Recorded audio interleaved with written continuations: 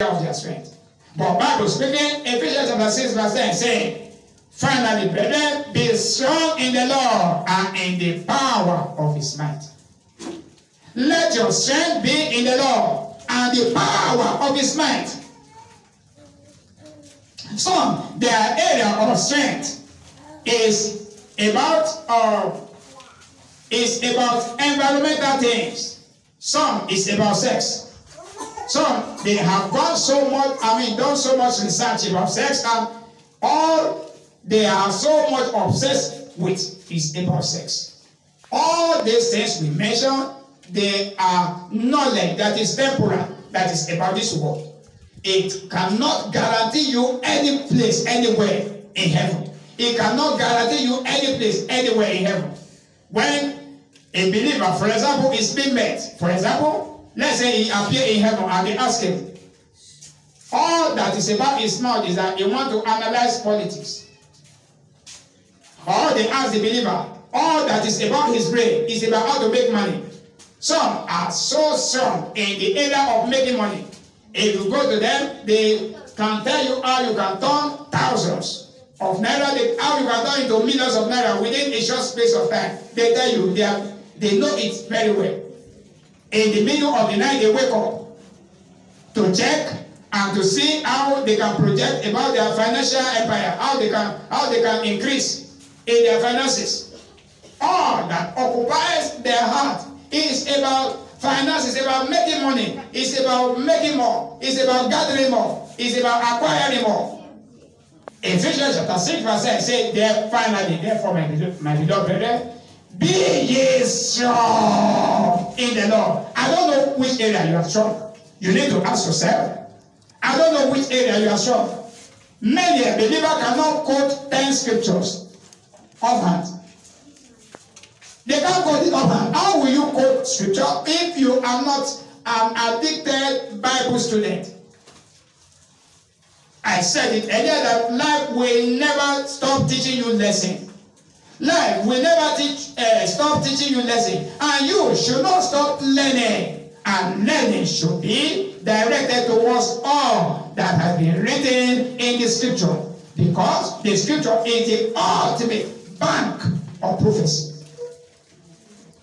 Every prophecy in this life, many may not be correct. You cannot kill the prophet because the prophet did not predict correctly. No. There is no prophet that is God.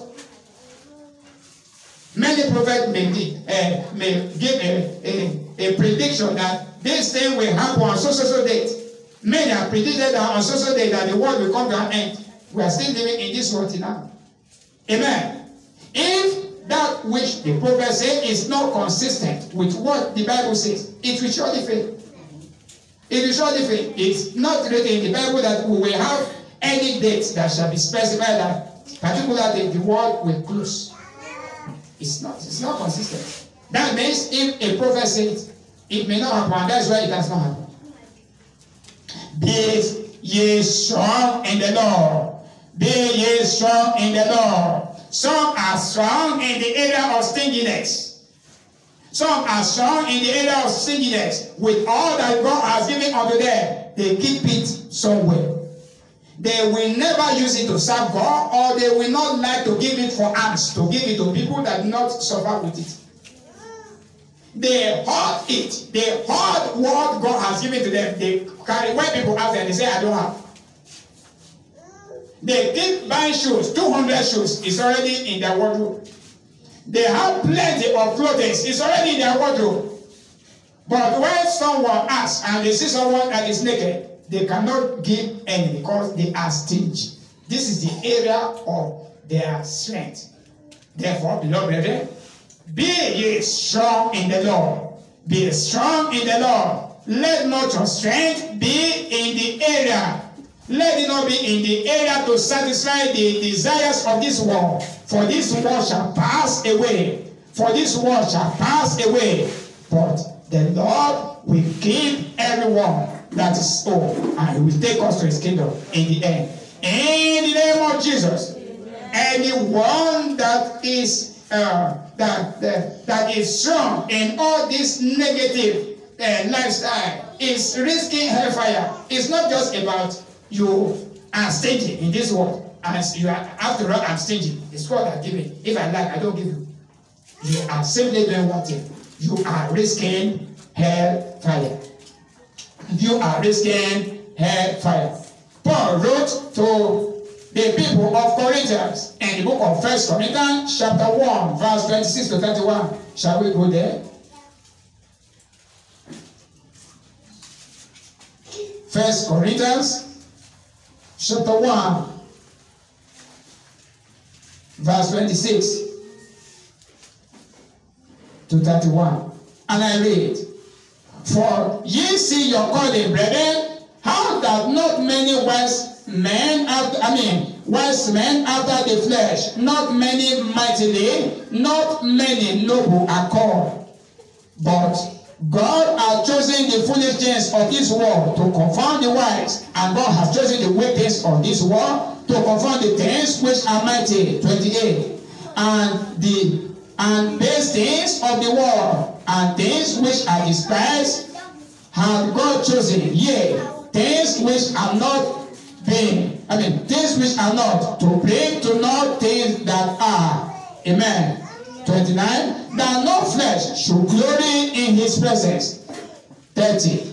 But of him are ye in Christ Jesus, who of God is made unto us wisdom and righteousness and sanctification and redemption. 31. The last. That according as it is written, he that gloried, let him glory in the Lord. 1 Corinthians chapter 1, verse 26 to 31. He that glory in the Lord. You have not anything to arrogate to yourself or to say to yourself, you know, I'm special. You know, I'm better in the in this area, or there is no one that can be compared to me.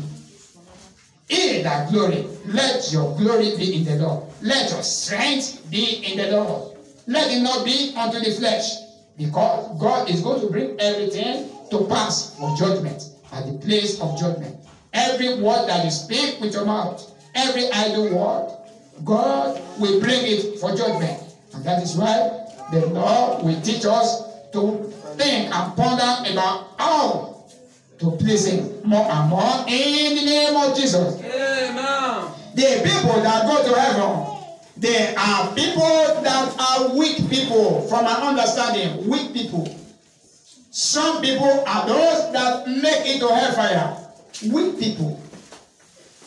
Weak people are the people that made themselves to be like a little child. Weak people are those people call them foolish. Say foolish person. They are not smart in the things of people of this life. They are not smart. Hello? Weak people of this world, when you show them kindness, you have saved them, you have shown them kindness, and after they say, no, I cannot, because of this thing, I cannot, because of what I'm saying now, come and turn my back against the finger that fed me. They are weak people. They are people that make it to heaven. But the people that are strong about the desire of this world, maybe strong in desire for woman, strong in the desire for money, strong in the desire for all these things, they forget those past, not to be a hindrance. That's why they are called strong. They are called strong. And that strongness, in my own time, has blinded their eyes. So, when they tell you, put your hand on this calabash, for example, and your life will change. This poverty is over in your life. And you know it, that people that does these things, where will they end? But because they are strong, they put their hand. But I say that the Lord Jesus Christ will speak into our heart, so that we will love Him, and that love will translate for everything to comfort us from every of the troubles of this life. In the name of Jesus. Amen. I thought you are saying a louder amen. Amen. We need comfort. There are many troubles in this life. Many troubles. Many troubles. So people that go to heaven, they are weak people. They are the foolish people. They are the people that the world counted as nothing. They say, who is this person? The world comes then to be nobody.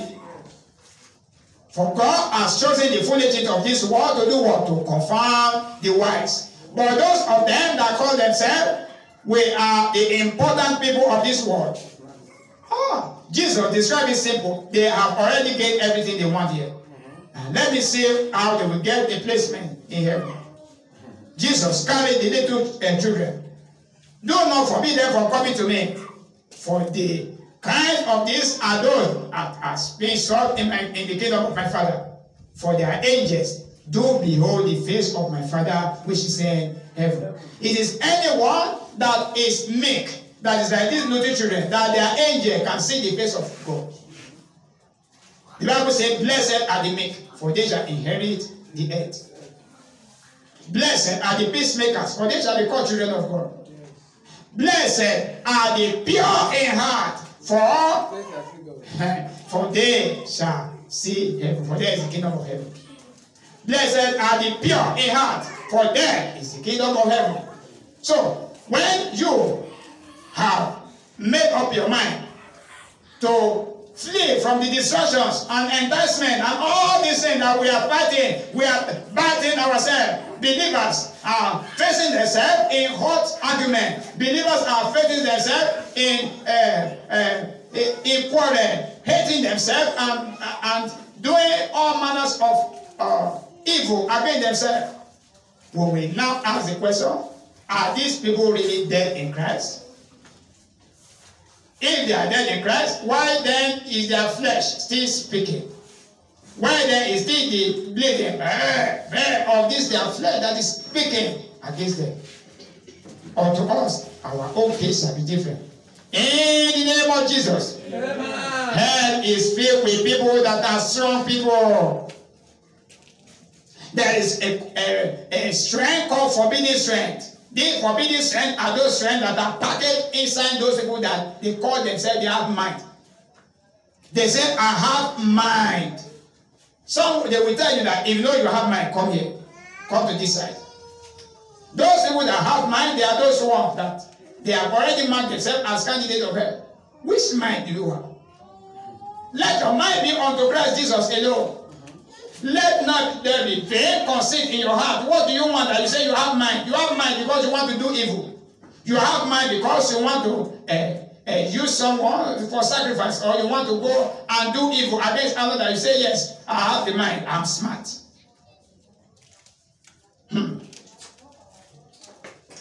This type of strength we are talking about manifests itself in the life of every believer, in the life of every title holder, whether you are pastor, whether you are prophet, whether you are apostle, whether you are bishop, whether you are anything. This type of manifestation, called this forbidden strength, it is present itself on daily basis to manifest itself. If you don't resist the devil, he will get the person's back on the ground. This forbidden strength. But let your strength be in the Lord, is what God is saying. Let your strength be in the Lord. Ephesians chapter 6 verse 10. Let not your strength be a forbidden strength, which is of the devil, that their way is the way of hell. Amen. Amen. Because the forbidden strength will capitalize, whether you are a man of God, will capitalize on the area of your weakness. Every human being, whether man or woman, have one area of his weakness. He has one area where he constantly or he used to fall into sin every time. And this is where this forbidden strength is. And this forbidden strength is the vehicle that used to carry people to hellfire. Forbidden strength. When we are talking about Bible studies, the person is not having strength in that area.